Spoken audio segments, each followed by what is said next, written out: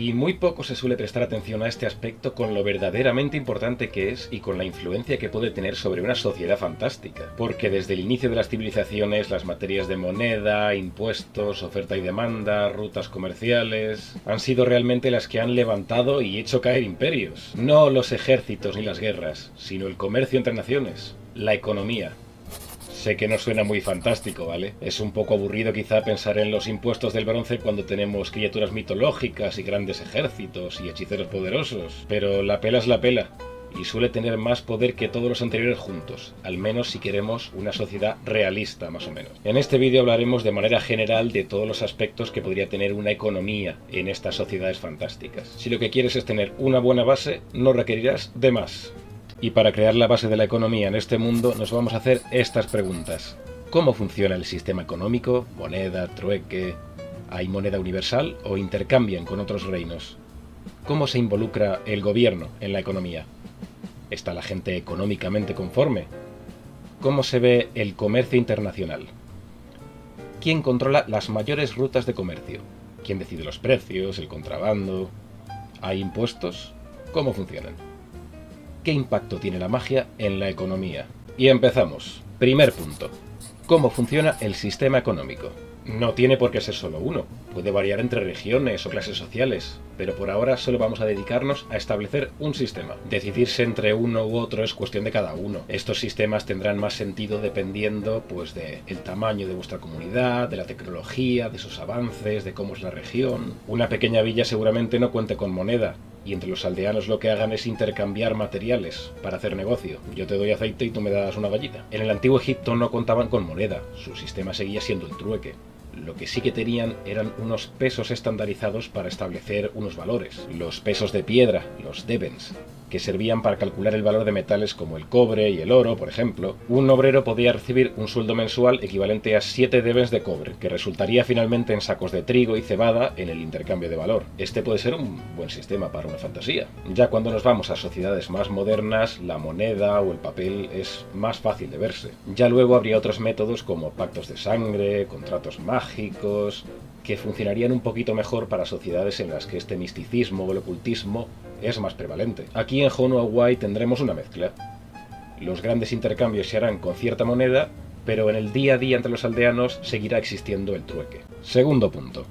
¿Hay moneda universal o hay diferentes dependiendo del reino? Si no queréis complicaros mucho, lo suyo es decir que solo hay una. Así no tenéis que andar pensando en si puede cambiarse una por la otra, si esta moneda solo puede usarse en una región y en esta no. Como tener solo el euro en lugar de pesetas, liras, coronas y tal. Aquí, para no complicarnos mucho las cosas, haremos una moneda universal. De hecho, vamos a crear dos tipos distintos. Los vamos a llamar la coralina y la ambarina. Decidimos en su momento que los metales en este mundo iban a ser raros, así que esta sociedad no va a usar el oro o la plata para la moneda. En su lugar van a usar materiales sacados del fondo del mar o de las entrañas de la tierra, algo un poco más común pero todavía rarete. Tercer punto. ¿Cómo se involucra el gobierno en la economía? El gobierno puede ser liberal en esta materia o ser un poco más intrusivo y querer meterse en los negocios. Hay puntos medios, como el que mete mano para limitar ciertos precios, o los monopolios, o crear empresas públicas. Esto puede ocurrir independientemente del tipo de gobernante, pero lo normal es que para gobiernos más tiranos pues quieran tener más control económicamente. En los apartados de fuerza y ascenso de nuestros líderes políticos hablamos de que una posibilidad para llegar al poder era mediante el comercio. Evidentemente un gobierno que ha llegado así al poder tendrá influencia por narices. Mira de España. Con su llegada a América abrió nuevas rutas comerciales para las que llegaron el cacao, el tomate o la patata a Europa. Y un poquito de oro también. ¡Por España! ¡Por la gloria! ¡Por el oro! Los gobernantes otorgaban permisos para hacer el comercio, para el traslado de los materiales, y aparte tenían que pagar el quinto real, que era el impuesto. Aquí en la isla de Nazac, el gobierno sí que tiene bastante influencia en la economía. Hay que tener en cuenta que dos de sus gremios, los pescadores y los arquitectos, llegaron al poder gracias a la economía, gracias al material. Cuarto punto. ¿Está la gente contenta con la economía actual? Hablamos sobre todo de la capacidad económica del ciudadano medio. Si tuviéramos, por ejemplo, una sociedad feudal, pues ¿cuántas riquezas tendría un aldeano? ¿Qué puede permitirse? ¿Le da para lujos o solo para subsistir? ¿Sus salarios son estables o están a merced de cualquier soplo del viento? Si el ciudadano medio es acaudalado, probablemente esté más a favor del gobierno actual, y quizá incluso llegue a poder acaparar más influencia y más poder. Un ciudadano medio, en cambio, que está en problemas económicos, podría llegar a sublevarse, a rebelarse, sobre todo si lo matan a impuestos o si hay mucha inestabilidad en la nación. Aparte, ¿a qué pueden aspirar? ¿Es posible para un ciudadano medio hacer riqueza o las clases sociales están cerradas? Esta ruptura nosotros la conocemos por la burguesía. Esos habitantes de clase media acomodada, que no eran ni señores ni siervos, ni nobles ni campesinos. Eran artesanos y mercaderes que prosperaban en sus negocios. En este mundo de Honuawai lo más cercano serían los artesanos o los trabajadores de las ciudades. Su economía varía bastante dependiendo de los deseos de sus superiores, y las clases sociales son más o menos cerradas también, así que mitad y mitad en este sentido. Quinto punto. ¿Cómo funciona el comercio internacional?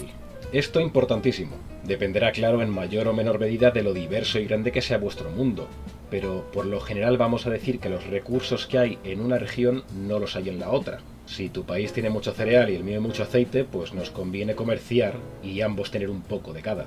O quizás sea con materiales muy raros e importantes, como podrían ser superconductores o metales preciosos, que solo existan en una región en concreto y haya que comerciar con ella por narices. Rara es una sociedad próspera que no comercie con el exterior para conseguir estos materiales que en su tira son tan raros o que no existen. Pueden ser lujos, como la seda de China en el mundo antiguo, o la porcelana, o pueden ser necesidades, como el grano que importaba Roma de sus provincias para poder alimentar a su pueblo. Aquí hemos mencionado en otros vídeos la rivalidad que hay entre las dos islas, entre Lazaq y Suomi. Igualmente, cuando se trata de comerciar, no van a hacer ascos. Vamos a decir que el intercambio de metales o objetos de lujo es común. Podemos añadir que esta rivalidad también hace que los aranceles sean duros, así que al final este comercio internacional solo se le queda a los más pudientes. Algún loco quizá intente comerciar con los Samia, estos hombres anfibios de las islas, pero normalmente acabará mal. Sexto punto. ¿Quién controla las mayores rutas de comercio? Algo de nuevo importantísimo, sin importar lo avanzada que sea esta sociedad. Y para un ejemplo, pues quizá hayáis escuchado sobre el colapso de la Edad del Bronce. No voy a ponerme aquí a teorizar sobre qué cosas pudieron causarlo, porque hay bastante misterio rodeando los famosos pueblos del mar, las posibles erupciones volcánicas, las sequías, las catástrofes. Pero me voy a centrar en algo muy particular, que son las rutas comerciales del Mediterráneo. Aunque se piense en esta época como arcaica y pobre, las sociedades previas a este colapso eran bastante prósperas y estables. Había casi una economía global unida por este Mediterráneo, sobre todo por el bronce, con el que se hacía el armamento y herramientas de la época, pues el hierro todavía no se trabajaba. También se exportaba e importaba aceite, cerámica, grano, oro, marfil, perfumes, pieles, y todo este sistema pues se vino abajo, bien sean por las invasiones, las sequías, las erupciones volcánicas. Esta red desapareció, y todas las civilizaciones que se beneficiaban de ello cayeron también. Se abandonaron las poblaciones, las ciudades quedaron reducidas a escombros. Se entró en una especie de edad oscura, en torno al 1200 a.C. Puede que Homero se inspirase en estos problemas para situar su Ilíada, de hecho. Y para ejemplo moderno, ¿os acordáis de ese barco carguero que se quedó atascado en el canal de Suez? Bueno, pues fueron solo 6 días, pero 6 días sin barcos comerciales pasando por allí resultaron en $10.000 millones diarios en cargamento que no llegaba a su destino, solo con bloquear una salida al mar.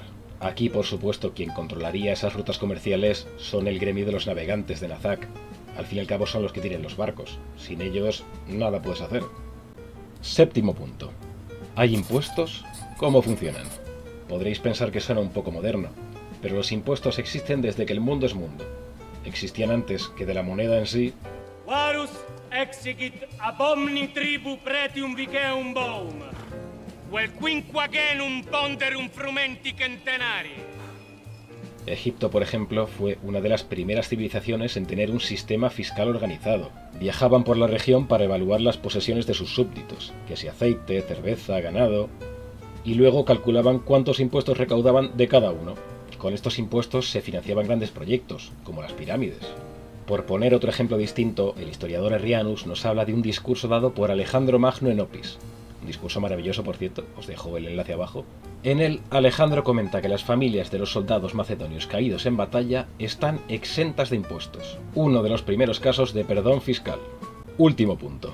¿Qué impacto tiene la magia en la economía? Importante si va a existir. sobre todo si contamos con un mundo de high fantasy, donde hay magos o hechiceros capaces de crear objetos a voluntad. Si un hechicero puede chasquear los dedos y crear un plato de comida, pues lo mismo el carnicero del pueblo se queda sin trabajo. Esto decir que este Madrid no compite, o que del 1 al 10 hoy, cuando el mundo entero ha visto que era metido 3 goles y no andando, simplemente porque el Madrid hoy sí. Esto ayuda a no meternos en berenjenales, a no ser, claro, que queráis que este aspecto de la magia esté en vuestra historia. Imaginad un mago capaz de crear nubes de lluvia para acabar con una sequía, pero no lo hace porque es un poco cabrón, o porque quiere cobrar por hacerlo. Adquirido, Howard, has vuelto a triunfar.